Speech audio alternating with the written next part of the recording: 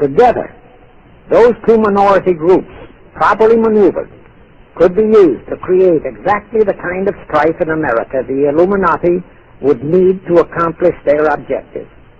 Thus, at the same time that Schiff and his co-conspirators were laying their plans for the entrapment of our money system, they were also perfecting plans to hit the unsuspecting American people with an explosive and terrifying racial upheaval that would tear the people into hate fractions and create chaos throughout the nation, especially on all college and university campuses, all protected by Earl Warren decisions and our so-called leaders in Washington. Of course, perfecting those plans required time and infinitely patient organizing. Now, to remove all doubts, I'll take a few moments to give you documentary proof of this racial strife plot. First of all, they had to create leaderships and organizations to draw in millions of dupes, both Jewish and Negroes, who would do the demonstrating and commit the rioting, looting, and lawlessness. So in 1909, Schiff, the Layman's, and other conspirators organized and set up the National Association for the Advancement of the Colored People, known as the NAACP. The presidents, directors, and legal counsels of the NAACP were always white men, Jews appointed by Schiff, and this is the case to this very day. Then, in 1913, the Schiff Group organized the Anti-Defamation League of the B'nai B'rith, commonly known as the ADL, to serve as the Gestapo and hatchet man outfit for the entire Great Conspiracy.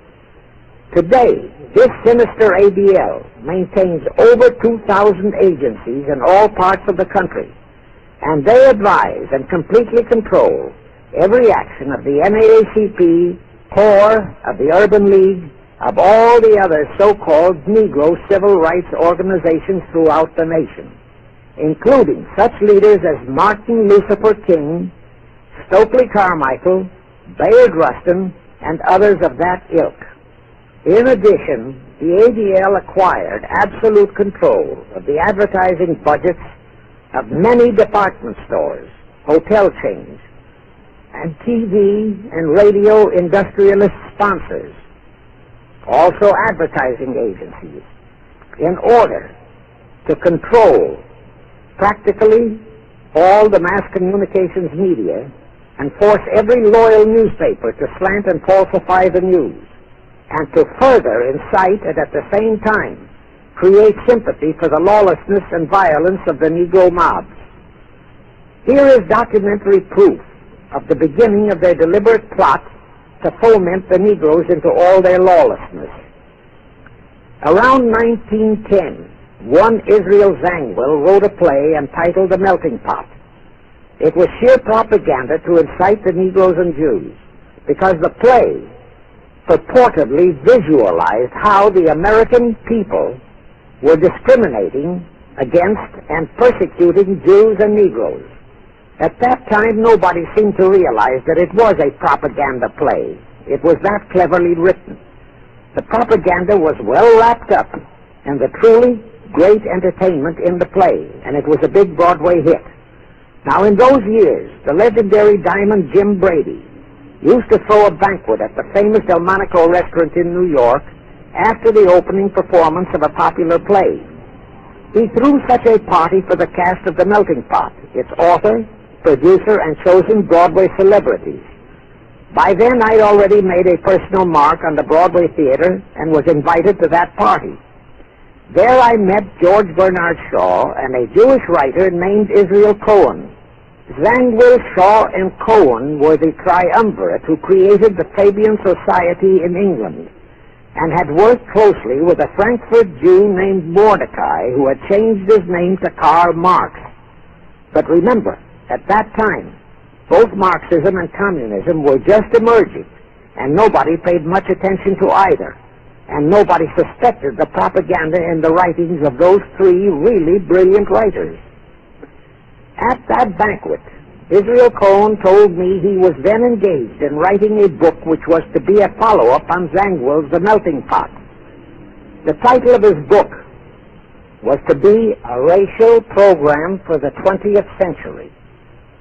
At that time, I was completely absorbed by my work as a playwright, and significant as that title was, its real objective never dawned on me, nor was I interested in reading the book. But it suddenly hit me with the force of a hydrogen bomb when I received a newspaper clipping of an item published by the Washington, D.C. Evening Star in May 1957. That item was a verbatim reprint of the following excerpt in Israel Cohen's book, A Racial Program for the 20th Century, and it reads as I quote, "We must realize that our party's most powerful weapon is racial tension. By propounding into the consciousness of the dark races that for centuries they have been oppressed by the whites, we can mold them to the program of the Communist Party. In America, we will aim for subtle victory. While inflaming the Negro minority against the whites, we will instill in the whites a guilt complex for their exploitation of the Negroes. We will aid the Negroes to rise to prominence in every walk of life, in the professions and in the world of sports and entertainment. With this prestige, the Negro will be able to intermarry with the whites and begin a process which will deliver America to our cause." That same excerpt was entered into the Congressional Record of June 7, 1957 by Representative Thomas G. Abernathy. Thus the authenticity of that passage in Cohen's book was fully established. But the one question that remained in my mind was whether it represented the official policy or plot of the Communist Party or just a personal expression of Cohen himself. Hence I sought more proof, and I found it in an official pamphlet published in 1935 by the New York Communist Party's official Workers' Library Publishers.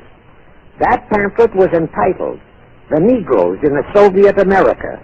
It urged the Negroes to rise up, form a Soviet state in the South, and apply for admission to the Soviet Union. It contained a firm pledge that the revolt would be supported by all American Reds and all so-called liberals.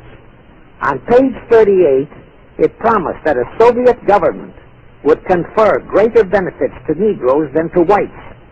And again this official communist pamphlet pledged that, I quote, "Any act of discrimination or prejudice against a Negro will become a crime under the revolutionary law," unquote.